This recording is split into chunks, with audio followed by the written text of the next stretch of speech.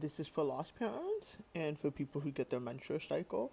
Honestly, it's for people who anything pertaining to their body or their health, both physical, mental, and something doesn't seem right, isn't right. And make sure you advocate for yourself. So sit down, okay, while I drink my delicious coffee from my husband's mug. So, in the summer of 2024, I knew something was up because the last few months, so it was July 2024, I'll say from like March, April, May, June, I knew something was going on with my time of the month because I was in a lot of pain. The color didn't look right, something was off. I had been through a lot physically.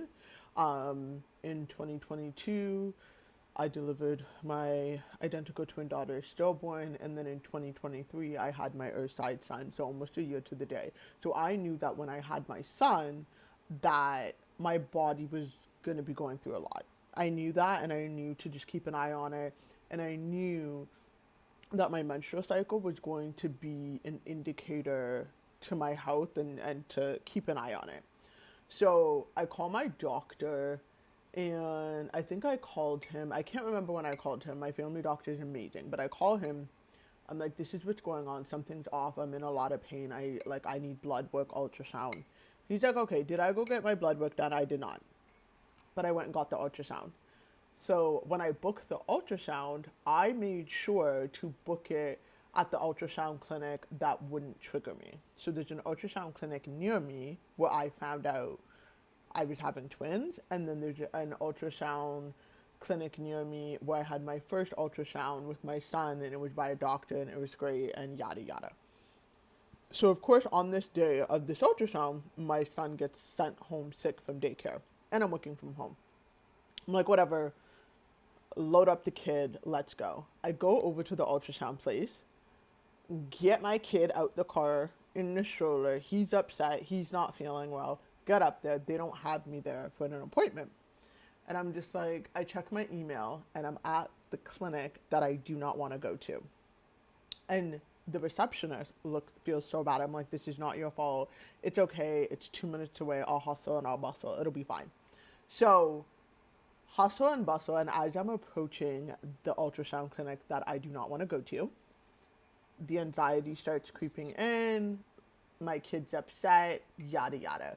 We go into the ultrasound clinic, and I realize I'm not going to be in the exact same room that I was in when I had learned that I was having twins. But I had anxiety because I was like, they're going to have the report, and the last report is that I was pregnant with twins.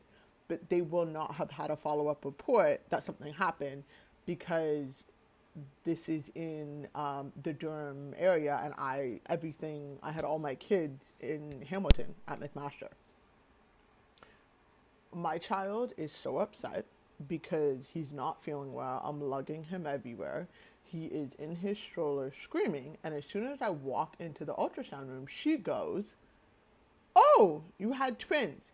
I say, "Oh, like they didn't make it." She does not hear me because my kid is screaming. At this point, he wasn't even 18 months old yet. He's screaming in the stroller. I lay her down on the bed to have the ultrasound. And she goes, "Is the other twin at home? Is the other twin at home?" And so I literally put my hand on her hand and I was like, "No, ma'am. No, no, no, no, no." At 26 weeks, neither one of them had a heartbeat.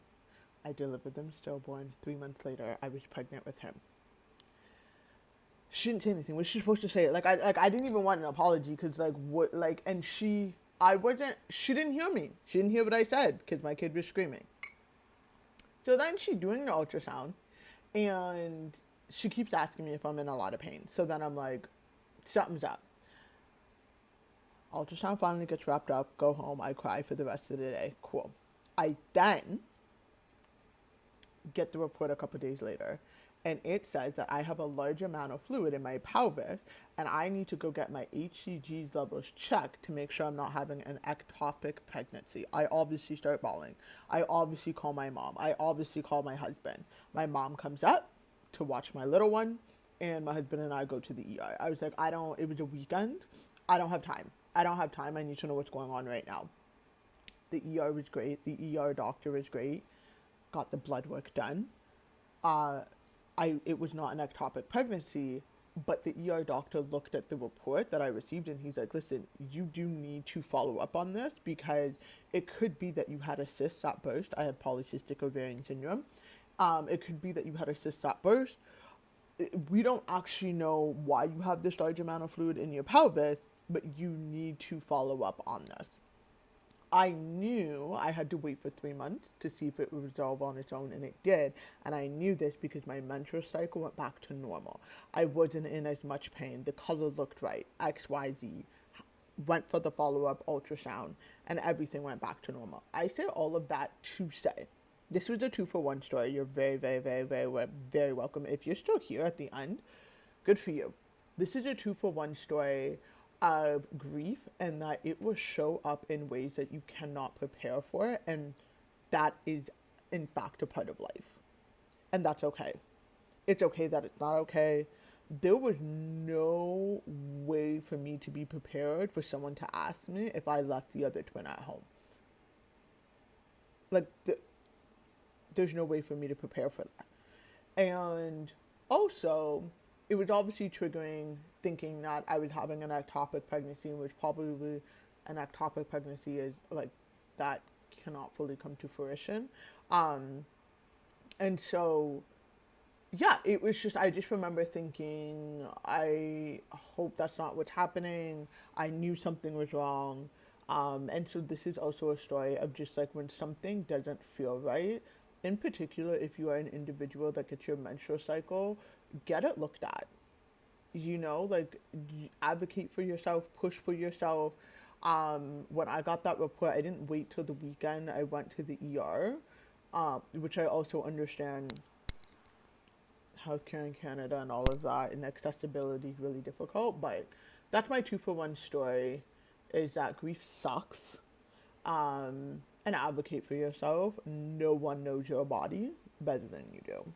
So that's how I'm feeling on this, whatever day it is.